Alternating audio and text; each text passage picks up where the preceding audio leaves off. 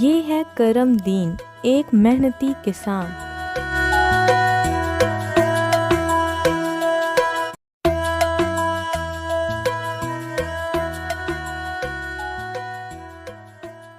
کرم دین ہر روز اپنی گائے بکریاں چراتا اور اپنے کھیتوں میں ہل چلاتا۔ اسی محنت کی وجہ سے کرم دین کی فصل باقی گاؤں والوں کی نسبت زیادہ اچھی ہوتی۔ یہ ہے گاؤں کا سیٹھ جو کرم دین کی محنت اور اس کی فصلوں سے جلتا۔ ہمیشہ سے اس کی نظر کرم دین کی زمین پر تھی۔ وہ چاہتا تھا کہ کرم دین یہ زمین اس کے نام کر دے۔ روز کی طرح آج بھی کرم دین جب دن بھر محنت کر کے گھر واپس آتا ہے اور کھانا کھانے ہی لگتا ہے کہ اچانک دروازے پر دستک ہوتی ہے۔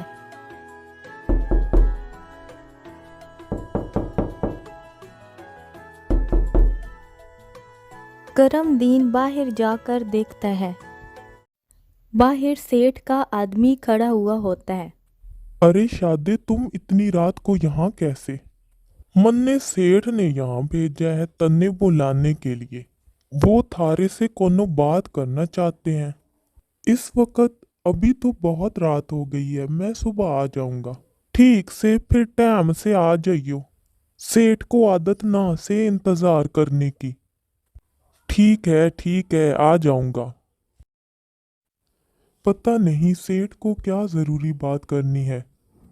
کیا ہوا جی، آپ اس قدر پریشان کیوں لگ رہے ہیں؟ دروازے پر کون تھا؟ سیٹھ کا آدمی تھا۔ سیٹھ مجھ سے ملنا چاہتا ہے، کوئی ضروری بات کرنی ہے۔ اگلے دن صبح ہوتے ہی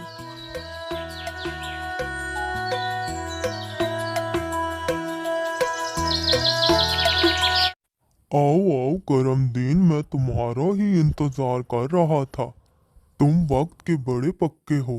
میں زیادہ لمبی بات نہیں کروں گا۔ میں چاہتا ہوں کہ تم اپنی زمین میرے نام کر دو۔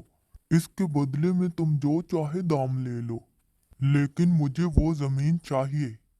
سیٹھ صاحب، وہ میرے پرکھوں کی زمین ہے، وہ میں آپ کو نہیں دے سکتا۔ آپ جو چاہے اس کی قیمت لگا لیں، میں آپ کو وہ زمین کسی صورت میں نہیں دوں گا۔ سیٹھ غصے سے اٹھ کھڑا ہوتا ہے اور کہتا ہے، تمہاری یہ جرأت، تم نے مجھے انکار کیا۔ اب دیکھنا میں تمہارے ساتھ کیا کرتا ہوں۔ سیٹھ کی کڑوی باتیں سننے کے باوجود کرم دین سیٹھ کو کچھ کہے بغیر وہاں سے چلا جاتا ہے۔ کرم دین گھر واپس آ جاتا ہے۔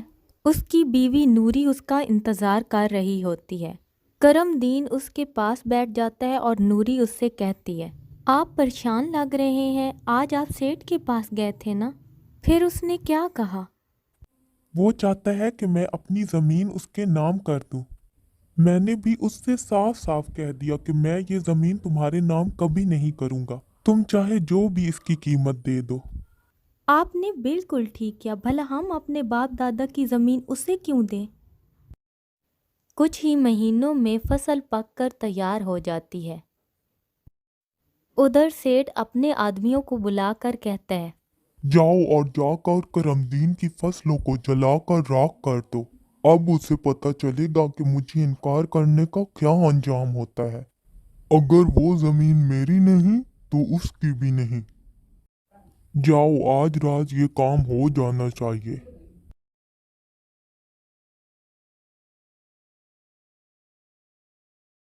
جیسے ہی رات ہوتی ہے، سیٹھ کے آدمی آگ لے کر فصلوں کی طرف بڑھنا شروع کر دیتے ہیں۔ اندھیرا ہونے کی وجہ سے وہ کرم دین کی فصلوں کی بجائے سیٹھ کی فصلوں کو آگ لگا دیتے ہیں اور اس کی فصلیں جل کر خاک ہو جاتی ہیں۔ صبح ہوتے ہی یہ بات پورے گاؤں میں پھیل جاتی ہے۔ کرم دین تنے پتہ سے رات کو سیٹھ کی فصلوں میں آگ لگ گئی اور اس کی فصلیں جل کر خاک ہو گئی۔ من نے تو یہ بھی پتہ لگ گیا سے جن لوگوں نے آگ لگائی سے وہ تھاری فصلوں کو آگ لگانا چاہتے تھے، پر غلطی سے سیٹھ کی فصلوں کو آگ لگا دی۔ ادھر گاؤں کی عورتوں سے نوری کو بھی سارے واقعے کا پتہ چل جاتا ہے۔ ایک بچہ دوڑتا ہوا سیٹھ کے پاس آتا ہے۔ सेठ साहब, आपकी फसलों को किसी ने आग लगा दी है। क्या बकवास कर रहे हो? वो मेरी फसलें नहीं हैं, वो तो करमदीन की फसलें हैं। सेठ साहब, मैं बिल्कुल सच कह रहा हूँ, वो आपकी ही फसलें हैं। नहीं नहीं, ये नहीं हो सकता, वो मेरी फसलें नहीं हो सकती। ये क्या हो गया मेरे साथ? यूं सेठ को उसके बुरे कामों की सज़ा मिल जाती है। अगर आपको मेरी कहानी अच्छी लगी हो तो मेरे चैनल को लाइक और सब्सक्राइब कर दें।